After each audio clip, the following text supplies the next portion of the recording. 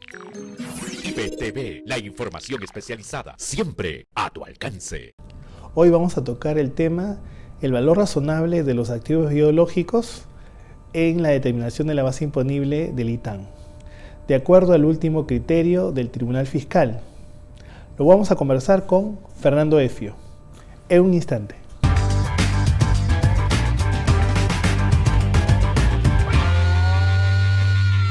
Hola, ¿qué tal? ¿Cómo estás? Soy Jorge Flores, acompañado de Fernando Effio. Vamos a tocar el tema de la resolución del Tribunal Fiscal, la última, sobre los activos biológicos, respecto a la determinación de la base imponible. Fernando, cuéntanos, ¿de qué se trata esta resolución que establece un último criterio sobre los activos biológicos con respecto a la determinación del ITAM, el impuesto temporal a los activos netos? ¿Cuál es la posición, digamos, para empezar, del contribuyente, del administrado? ¿Qué tal, amigos? ¿Qué tal, Jorge? Buenas tardes. Sí, en una última resolución, el Tribunal Fiscal ha emitido una opinión, una sentencia vinculada a la determinación de la base imponible del ITAM respecto de activos biológicos, señalando que para la determinación de este impuesto se deberían considerar los activos medidos a costos históricos y no bajo otros métodos de medición como el valor razonable, valor que se aplica justamente para los activos biológicos. Entonces, según esta RTF, los contribuyentes solamente deberían pagar el ITAM respecto del valor de sus activos contables medidos a costos históricos, más no a valor razonable. Y en esa medida, la posición del contribuyente, ¿cómo se desarrolla? ¿Cuáles son sus alegatos principales? Claro, la historia de esta apelación se inicia pues con un proceso de revisión de la administración tributaria al contribuyente, mediante la cual se le observa la determinación justamente del ITAM, porque el contribuyente que tenía activos biológicos por un valor aproximado de 10 millones, medidos a valor razonable, no obstante los mismos bienes tenían un costo histórico de 5 millones, termina pagando el ITAM, termina determinando y pagando el ITAM sobre un valor de 5 millones, deduciendo pues que este valor ese exceso de valor determinado según un valor razonable. Y fruto de esta situación, la administración tributaria fiscaliza y le observa esta situación y le termina acotando un ITAM por la diferencia. Este hecho fue justamente fue apelado al Tribunal Fiscal y el Tribunal Fiscal le termina, entre comillas, dando la razón al contribuyente, señalando justamente esto, ¿no? ¿Y cuál es el sustento de la administración tributaria? ¿Cuál es su posición? Lamentablemente, a la luz de todos estos años que han transcurrido desde que se implementó el ITAM, nunca, ni en la ley ni en el reglamento, se ha dispuesto qué cosa se entiende, no se ha definido qué cosa se entiende por activo neto. Entonces, ese es el principal problema que tenemos respecto de este impuesto. Ya ha sucedido con el impuesto mínimo que teníamos antes, ha sucedido con el impuesto extraordinario de los activos netos, con el anticipo adicional, que eran tributos de alguna manera similares, ¿no? Y nunca se terminó definiendo qué cosa eran activos netos. Entonces, la posición que tiene la administración tributaria es que los activos netos, número uno, deben ser determinados según la normatividad contable y valorados, bueno, según justamente la misma normativa. No importa que sean pues a valores históricos, no importa que sean a valor razonable. O sea, cualquier activo que según las normas contables debería ser reconocido como tal y medido con el método que corresponda, debería integrar la base imponible del ITAM. No obstante, o sea, de alguna manera ahí no se debería discutir qué valor, porque todo esto está en base a las normas contables. Claro, entonces cuando uno presenta estados financieros, algunos activos podrían ser presentados en función a valores históricos, algunos otros a valor razonable, como sucede con los activos biológicos, la inversión inmobiliaria, algunos tipos de existencias que establece la NIC 2 también podrían ser medidos a través de este método.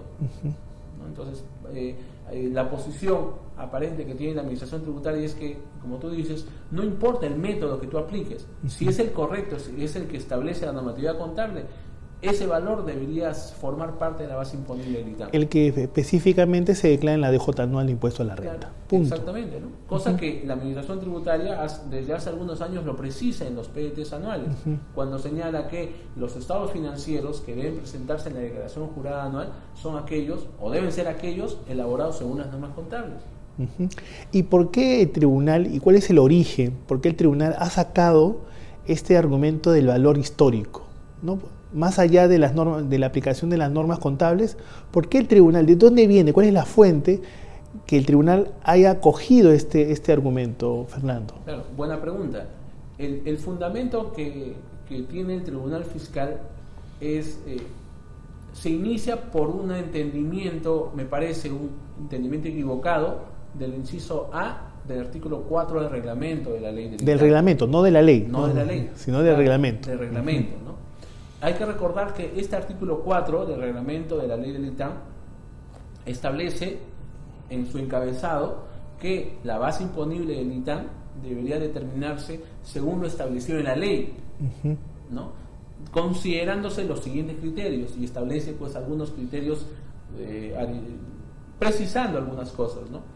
El inciso A define una figura más o menos como esta: para aquellos contribuyentes obligados a efectuar ajustes por inflación, dice este inciso A, debe ser el valor de los activos netos calculados al 31 de diciembre del año anterior, ¿no? Y sobre esos valores debería efectuarse un ajuste por el índice de precios al por mayor al 31 de marzo. Y ese sería, digamos, el valor de los activos netos para el cálculo de este impuesto. Y agrega que en los demás casos deberá tomarse el valor histórico. Entonces, según la apreciación que puedo manifestar, me parece que este inciso A está vinculado fundamentalmente a ese contexto en el que hace muchos años ya las empresas efectuaban ajustes por inflación.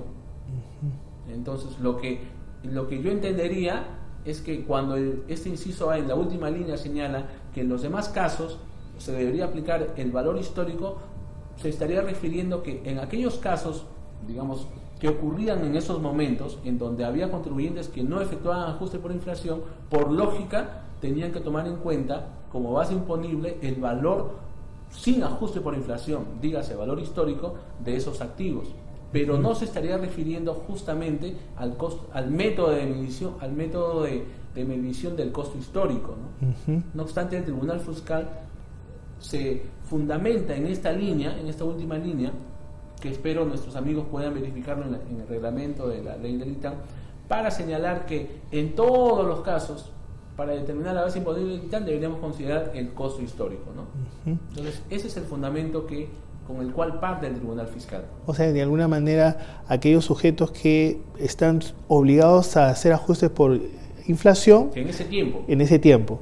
Y había otros grupos que no estaban obligados a hacer ajustes por inflación, y como no están obligados, tenían que aplicar el valor histórico. Valor histórico que tenían en su Exacto, libro, ¿no? Pero no era el método histórico, no era el método de medición histórico, solamente que por defecto, o sea, por lógica, no tenían otra opción más que aplicar ese valor histórico, ¿no? Pero me parece que el reglamento no nos está diciendo considera el costo histórico, ¿no? Es más, yo quería recordar que en el PDT del ITAM, el PDT 648, cuando nosotros consignamos una base imponible, por ejemplo, ponemos 5 millones de soles, luego están las adiciones y deducciones según corresponda, resulta una suma que está en la casilla 108, base imponible del ITAM.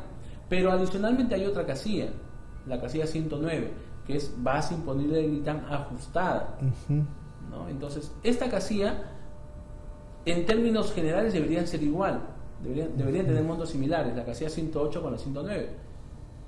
Pero si nosotros marcamos en el PDT del ITAM que estamos pagando este impuesto por el año 2005, vamos a ver cómo esas casillas no van a ser iguales, justamente por aplicación de este inciso A del artículo 4 del reglamento de la ley del ITAM.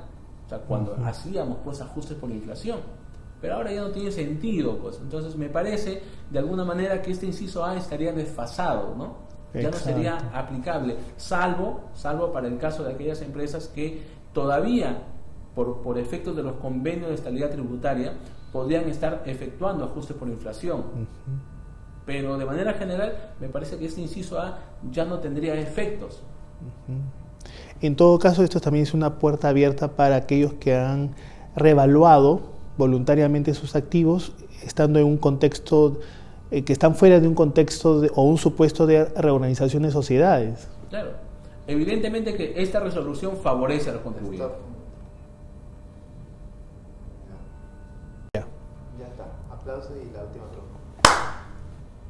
Y con respecto a los contribuyentes que hacen revaluaciones voluntarias, que están fuera del contexto de una reorganización de sociedades, ¿no? Como sabemos, si realizas una revaluación voluntaria en el contexto de una reorganización de sociedades, ese valor está expresamente establecido como una deducción sobre la base imponible del ITAN.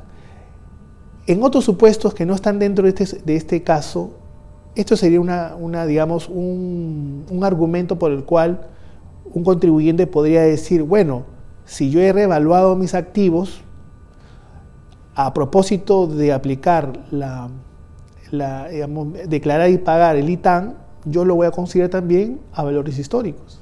Claro, no cabe duda de que esta resolución favorecería pues, los intereses de los contribuyentes. ¿No? Pero al ser esta resolución no de observancia obligatoria, no hay seguridad de que esto a futuro sea así, ¿no?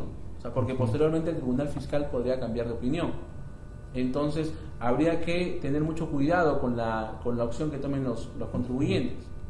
Particularmente, yo me adscribo un poquito más a la posición de SUNAT. Me parece que es la más razonable, por lo menos. O sea, todo lo que sea contable, ¿no? Los activos contables, valorados según los métodos contables. Y de acuerdo al mandato de la norma legal, la ley, ¿no? Claro, pero lamentablemente no hay definición. Y ese es el gran problema, ¿no? Entonces, quizás esto sirva para que el legislador pues tome conciencia finalmente y señale, pues, defina lo que debería entenderse por activo neto para no encontrarnos en estas situaciones de contingencia. Y bueno, y construir también el concepto de patrimonio y capacidad contributiva, ¿no? Que todos estos conceptos tienen que, digamos, enlazarse, ¿no? Ser compatibles, porque si no, en realidad el contribuyente estaría en la incertidumbre, ¿no? Por la propia indefinición de este concepto. ¿Qué es lo que tenemos en este momento? Sí, pues. Muchas gracias, Fernando, por tu participación. Amigos, ¿algunas palabras finales? Sí, los invitamos a nuestros próximos videos.